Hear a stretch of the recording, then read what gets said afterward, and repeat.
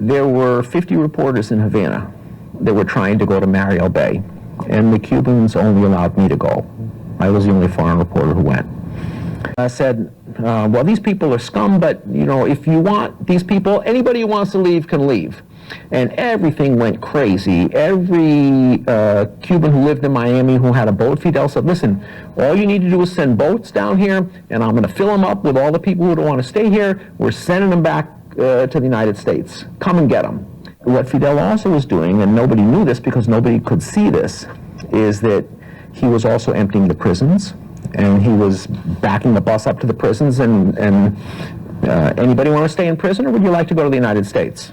So all the murderers and all the rapists and all sorts of nasty people got to go to the United States. Went to the mental institutions, went around neighborhoods recruiting people who he thought would be unhappy. This was the big escape valve that he was going to use to get rid of people who didn't want to be there or who he didn't want there. I am gay. You're gay? Yes. Uh-huh. And you have problems here?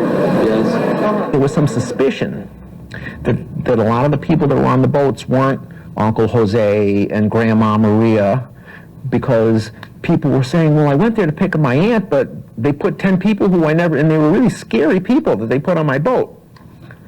And I saw it with my own eyes.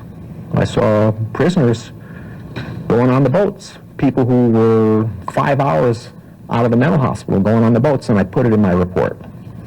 In those days, you didn't travel with your editing equipment because the editing equipment was so big. And so we were editing at Cuban television, and I'm editing this report, and the Cuban editors and personnel, they're sort of looking over my shoulder, going, oh my God, what's John doing?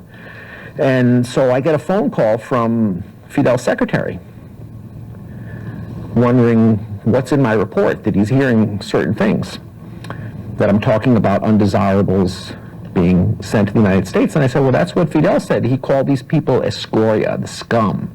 And I saw the scum, and they're on the boats going to the United States. That's my report. I says, okay, I'll hung up the phone. NBC sent a jet to Miami, to Havana. NBC sent a jet to Havana, picked up my tape, flew it to Miami. A helicopter was waiting, took it to the Miami Bureau, and it was on nightly news that night. And 15 minutes after the report aired, Jimmy Carter went on TV.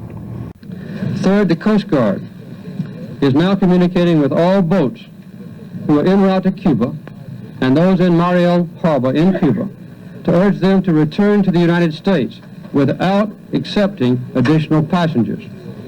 And more or less word for word from the wording of my report, stopped the boat lift, said that they're sending undesirables to the United States, and we're not going to allow this to happen. The boat lift is over.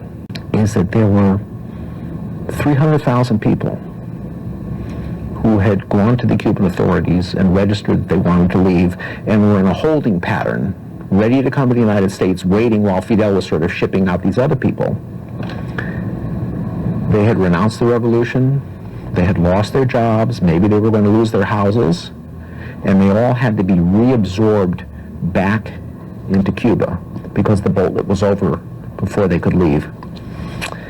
Had I known that this would jeopardize the lives of so many people, I don't know what I would have done. It's sort of an ethical question that I've been asking myself ever since that day. Should I have not made that report?